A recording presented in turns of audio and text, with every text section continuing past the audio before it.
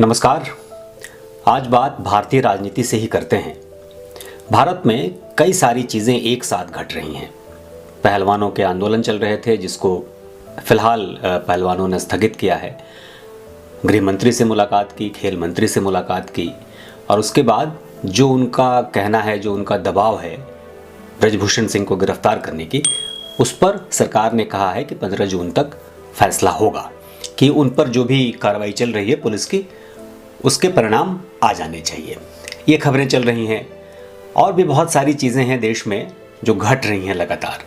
2024 का चुनाव, जो आम चुनाव है, वो बहुत नज़दीक है। उसको लेकर के सारी तैयारियां चल रही हैं। 23 जून को विपक्षी दलों की एक मीटिंग पटना में है, जो नीतीश कुमार लीड कर रहे हैं और वहाँ सारे लोगों को बुला रहे हैं। और उन्होंने एक बात बहुत स्पष्ट तौर पे कहा कि बिना कांग्रेस की भागीदारी के विपक्षी एकता का कोई महत्व नहीं बनता है। जाहिर सी बात है, आज भी 50 से ज़्यादा सीटें अगर कांग्रेस के पास है तो बिना उसके तो कारण कुछ भी संभव नहीं है। खैर, ये सब तो घटनाएं हैं जो घट रही हैं, आप सब लोग देख ही रहे होंगे। इस बीच में जो एक महत्वपूर्ण घटना है जो घट रही है और उस पर आप सबकी नज़र होगी, वो है अरविंद केजरीवाल से जुड़ी। मैं आज बात अरविंद केजरीवाल से जुड़ी उसी घटना का आपके साथ करता हूँ। आप लोगों ने देखा कि कल एक कार्यक्रम में अरविंद केजरीवाल रो पड़े। मीडिया ने उसको बहुत भारत में चलाया कि भावुक हो गए केजरीवाल रो पड़े। जो भी विरोधी लोग हैं उन्होंने कहा फूट फूट कर रोए। खैर, रोना क्या वाकई रोना था या रोना एक नाटक था, इसकी तह में जाना ज़रूरी है। और कल ही जब एक तरफ वो रो रहे थे, उसी वक्त मनीष सिसोदिया अपनी पत्नी से मुलाकात कर रहे थे। उनको जमानत मिली थी दिन भर की, कि दिन भर में वो अपनी पत्नी से मुलाकात कर सकते हैं। 3 जून को भी मिली थी, लेकिन उस दिन अदालत ने कहा था कि आप अपनी पत्नी से घर पे जाके मिलिए। जब वो घर पहुंचे, उनकी पत्नी की तबीयत ज़्यादा ख़राब हो गई, वो अस्पताल चली गई। अस्पताल में जाने की अनुमति नहीं थी। अब कोर्ट ने कहा कि आप कहीं भी जा कर के मिल सकते हैं, लेकिन मीडिया से बात नहीं करेंगे। वैसा ही हुआ। मीडिया से मनीष ने कोई बात नहीं की, पत्नी के साथ मुलाकात की। मुलाकात के बाद उनकी पत्नी का एक नोट जारी हुआ सोशल मीडिया पर, और जो मनीष सिसोदिया के इर्द गिर्द रहने वाले पत्रकार हैं, मैं किसी का नाम लेना पसंद नहीं करूंगा, लेकिन मैं उन सब लोगों को जानता हूं बहुत करीब से, वो सारे लोगों ने उस पत्र को बिल्कुल इस तरीके से विस्तारित और प्रसारित किया कि ये बहुत बड़ी खबर है और बहुत बड़ी बात मनीष जी की पत्नी ने कहा है। खैर, उस पत्र को भी आप लोगों ने देखा होगा, आपकी नज़र पड़ी होगी। उस पत्र के लबोलुबाब भी मैं आपको बताऊंगा, और कुछ बातें जो पूरी इस घटना के साथ साथ जुड़ी हैं कि उधर मनीष सिसोदिया का पत्नी से मिलना, उनकी पत्नी का पत्र जारी करना और केजरीवाल का रोना, क्या इसका कोई कनेक्शन है? दरअसल जो हमारी जानकारी है उसमें अब ये है कि जैसे जैसे अदालत ने सख्ती बरती है, अदालत क्या कह रही है कि भाई हम आपको अंतरिम जमानत इसलिए नहीं दे सकते कि आप बाहर निकलकर गवाहों को प्रभावित करेंगे, और आपकी साजिश की बू आती है। आपकी पूरी जो सुनवाई चल रही है उसमें जो भी आप पे आरोप और धाराएं लगे हैं, जो भी आपके सबूत आपके खिलाफ अदालत में आए हैं अभी तक, उसके हिसाब से आप साजिश में शामिल हैं।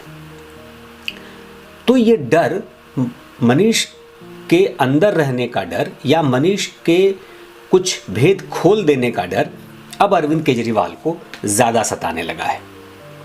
देखिए, बार बार अरविंद केजरीवाल जो और उनकी टीम ये बात कहती है कि मनीष सिसोदिया को गिरफ्तार किया गया है, दिल्ली में शिक्षा की पूरी व्यवस्था बदल रहे थे, उसका देश उसको कॉपी करता, पूरी दुनिया में नाम होता, नई शिक्षा नीति, नई शिक्षा व्यवस्था, और एक शिक्षा मंत्री को गिरफ्तार करके जेल में भेज दिया है अमित शाह ने और नरेंद्र मोदी ने।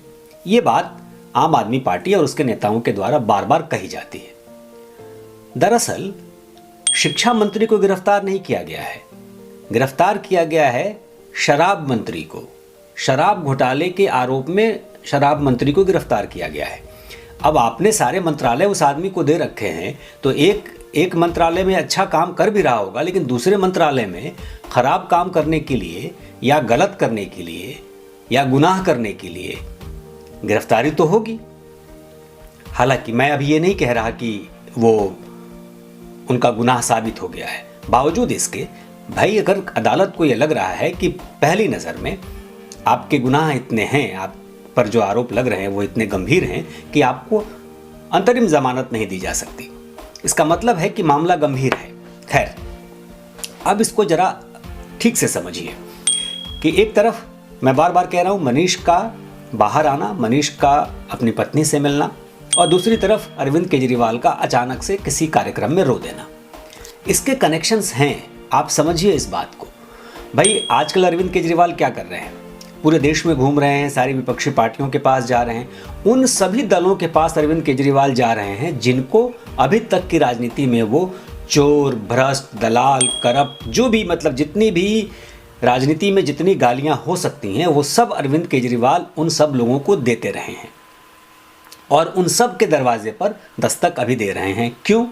क्योंकि केंद्र सरकार ने एक अध्यादेश ला करके सुप्रीम कोर्ट के उस फैसले पर रोक लगा दी कि भाई दिल्ली में अधिकारियों के तबादले के अधिकार एलजी के पास रहेंगे। अब मैं आज उस पर इसलिए बात नहीं करूंगा कि उसको उसकी कानूनी प्रक्रिया को थोड़ा विस्तार से समझना पड़ेगा और समय कम पड़ जाएगा। चलिए, पहली नज़र में अगर हम मान लेते हैं कि केंद्र सरकार का यह फैसला सही नहीं है, तो भाई पहुंचेगी संसद में बात, सदन में बात पहुंचेगी। आप जा रहे हैं, आप घूम फिर के सब लोगों को इकट्ठा कर रहे हैं, देखा जाएगा कि राज्यसभा में जब वो बिल पहुंचता है तो कितने सारे लोग आपके समर्थन में आते हैं, क्योंकि आपने सबके साथ सारी पार्टियों को, सारी राजनीतिक पार्टियों को एक तरफ से भ्रष्ट करार कर अपनी राजनीति शुरू की थी।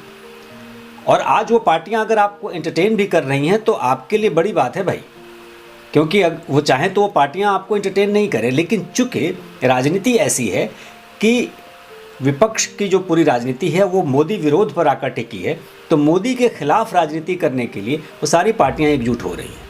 यही परिस्थिति बन रही है, दिख रही है। सवाल ये उठता है कि जो विपक्षी पार्टियां हैं जिसके दरवाजे आप जा रहे हैं, जिनके दरवाजे आप खटखटा रहे हैं और आप कह रहे हैं कि ये सारे लोग आपके साथ आएँ क्योंकि केंद्र ने बहुत बड़ा अपराध कर दिया है और लोकतंत्र की हत्या कर रहा है, उन सब लोगों को लगातार आप पिछले 10 सालों से गाली ही देते रहे हैं हर मौके पर। आज आप राहुल गांधी के पास जाना चाहते हैं, कांग्रेस से गुहार लगा रहे हैं कि वो आपके साथ खड़ा हो, लेकिन चंद रोज पहले आप टेलीविज़न के कार्यक्रम में राहुल गांधी को पता नहीं क्या क्या कह रहे थे। वैसे ही शरद पवार को, उद्धव ठाकरे को, लालू यादव को, सबको आपने भला बुरा कहा है। हालांकि आपके पास कोई तथ्य होता नहीं है, चूंकि आपको बोलना है, आपकी आदत ये रही है कि आपको बोलना है, तो इसलिए आप बोलते हैं। खैर, डर किस बात का है? अब मनीष सिसोदिया की पत्नी का पत्र पढ़िए। उस पत्र में उन्होंने 2 बातें बहुत महत्वपूर्ण की हैं। एक, मनीष के शुभचिंतकों ने शुरुआत में कहा कि राजनीति बहुत गंदी है, उनको यहाँ नहीं आना चाहिए, आंदोलन और बाकी सब चीज़ तक तो ठीक है, लेकिन इसमें नहीं आना चाहिए। और दूसरी बात जो उन्होंने बहुत महत्वपूर्ण तरीके से कही है कि 3 महीने में जेल में मनीष सिसोदिया ने दुनिया की शिक्षा का इतिहास पढ़ लिया। भाई, शिक्षा मंत्री तो काफ़ी समय से हैं, भाई 10 साल से उप मुख्यमंत्री शिक्षा मंत्री के पद पर बैठे हैं, उसके पहले नहीं पढ़ा। ये 3 महीने में जेल में ही आकर के उनको शिक्षा का इतिहास समझ में आया और शिक्षा पूरी दुनिया में क्या चल रही है और कैसी है वो पढ़ा। तो अभी तक जो वो कहते रहे हैं कि हम दुनिया भर से सीख कर, दुनिया भर को समझ कर और एक नई शिक्षा नीति के साथ हम दिल्ली का विकास कर रहे हैं, तो अभी तक क्या हो रहा था? तो दरअसल क्या है कि जैसे ही मनीष मुलाकात करके वापस जाते हैं, वैसे ही एक नोट सोशल मीडिया पर जारी होता है। और जाहिर सी बात है कि वो किसी की लिखी लिखाई स्क्रिप्ट है, वो मनीष की पत्नी सीमा सिसोदिया की भाषा नहीं है। चूँकि मैं इन दोनों लोगों को व्यक्तिगत तौर पे जानता हूँ, तो मैं ये दावे से कह सकता हूँ कि वो भाषा उनकी नहीं है। और मैं नाम नहीं लूँगा कि ये भाषा किसकी है, क्योंकि इसमें कुछ शब्द ऐसे हैं जो एक पत्रकार जो उनके बहुत करीब रहता है वो लगातार इस तरीके के शब्द इस्तेमाल करता है, तो जाहिर सी बात है कि वो भाषा उसी की होगी। बावजूद इसके मैं कह रहा हूँ, किसी की भी भाषा हो, आप एक पत्र जारी करते हैं, आप एक नोट जारी करते हैं, और अरविंद केजरीवाल को अब डर इस बात का सता रहा है कि जिस कदर शराब घोटाले में अलग अलग तरीके की गिरफ्तारियां हो रही हैं, जांच में सबूत इकट्ठा हो रहे हैं और मनीष को जमानत नहीं मिल रही है, तो एक वक्त ऐसा आएगा कि मनीष जाहिर तौर पर कुछ न कुछ सूचनाएं ऐसी देंगे जिसमें अरविंद केजरीवाल का गला फंसेगा। भाई, शीश महल के आरोप तो अरविंद केजरीवाल पे लगे, दुनिया ने देखा, सबको मालूम है कि आपने क्या किया। एक घर, ठीक है, मुख्यमंत्री को एक घर चाहिए, लेकिन जिस कदर पहले तो खबर आई कि 45 करोड़, लेकिन बाद में जांच में पता चला कि 45 नहीं, उससे भी ज़्यादा है, तकरीबन 55 करोड़ का वो घर बना है। और जहां बना है वहां पर तो कुछ और था, मतलब पुराना घर रेनोवेट कहने के नाम पे हुआ है, दरअसल नया घर बना है। पुराने घर को तो तोड़ दिया गया, नया घर बना है जिसका न कोई टेंडर हुआ, न कोई कार्रवाई हुई, न उसकी कोई कानूनी प्रक्रिया अपनाई गई। बस सामने पुराने घर को तोड़ के सामने की ज़मीन पर, सरकारी ज़मीन पर एक नया घर बना लिया गया। एग्जिस्ट ही नहीं करता है वो घर, पुराने घर को रेनोवेट किया गया ये कहकर, और रेनोवेशन नहीं है, वो नया घर बन गया।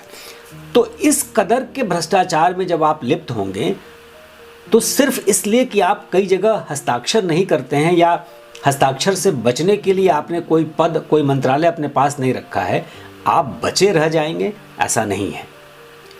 तो दरअसल अरविंद केजरीवाल का रोना या तो नाटक है, नाटक तो है ही, लेकिन नाटक के साथ साथ अंदर डर भी है। अब वो डर ये सता रहा है कि मनीष सिसोदिया जेल में रहकर कहीं कुछ इस तरीके के बयान अब जारी न कर दें या बता न दें कि जिससे अरविंद केजरीवाल की गर्दन फंस जाए। इसलिए एक स्टेटमेंट जारी कराया गया मनीष सिसोदिया की पत्नी से, जिसमें मनीष और अरविंद की दोस्ती को बहुत गंभीरता से बहुत मतलब गाढ़ी दोस्ती को दिखाया गया। अगर मनीष की पत्नी वो पत्र जारी कर रही हैं तो उनको भाई कहना चाहिए ना कि जब आंदोलन की शुरुआत हुई तो उसमें 3-4 लोग कौन थे, उसका नाम तो लेना चाहिए ना। ऐसा तो है नहीं कि मनीष और अरविंद ने सारा आंदोलन शुरू किया और पूरा अभी तक यहाँ तक पहुँच गए, बाकी लोगों की कोई भूमिका नहीं है। आंदोलन की बैठकी में शुरुआत में जो लोग बैठते थे, जिन्होंने बुनियाद रखी, उसका भी तो नाम मनीष की पत्नी को लेना चाहिए था उस पत्र में। ठीक है, आप अरविंद के साथ हैं, अरविंद, बाकी लोग छोड़ के चले गए हैं, इसलिए आप नहीं कह रहे, लेकिन जब आप एक पूरी भावनात्मक पत्र आपने जारी किया तो आपको बताना चाहिए था, लेकिन आप ये नहीं कह रहे हैं और आप ऐसा नहीं कर रहे हैं। इसलिए वो पत्र जारी कराया गया, वो डर वो पत्र के अंदर से बाहर निकालने की कोशिश की गई, लेकिन वो डर है। सत्येंद्र जैन के केस में आपने देखा ही, सत्येंद्र जैन को अभी इलाज के लिए जो ज़मानत मिली हुई है, उसकी पीछे की कहानी भी जो अंदर से आ रही है, अंदर खाने से, कि सत्येंद्र जैन भी कुछ न कुछ अरविंद केजरीवाल के खिलाफ कभी भी बोल सकते हैं, ऐसी पूरी संभावना है। और इस वजह से अरविंद केजरीवाल की ज़मीन हिली हुई है। वो देश में घूम करके एक तरह से लोगों को इकट्ठा करके अध्यादेश के बहाने राजनीति अपनी कर रहे हैं, लेकिन अंदर अंदर डर है। और एक बात और, जाते जाते मैं आपको आज ये कहूँगा कि अरविंद केजरीवाल पिछले 10 साल से जो लगातार ये आरोप लगाते रहे हैं, जब से वो सत्ता में हैं, लगातार ये आरोप लगाते रहे हैं कि केंद्र में बैठी नरेंद्र मोदी की सरकार उनको काम नहीं करने देती है। दरअसल हम पुरानी बातें छोड़ दें, अगर हम 96 से देखें, जब पहली बार विधानसभा का गठन होता है और मदन लाल खुराना मुख्यमंत्री बनते हैं दिल्ली के, तो केंद्र में सरकार उनकी पार्टी की नहीं थी। अलग अलग पार्टियों के प्रधानमंत्री बनते रहे।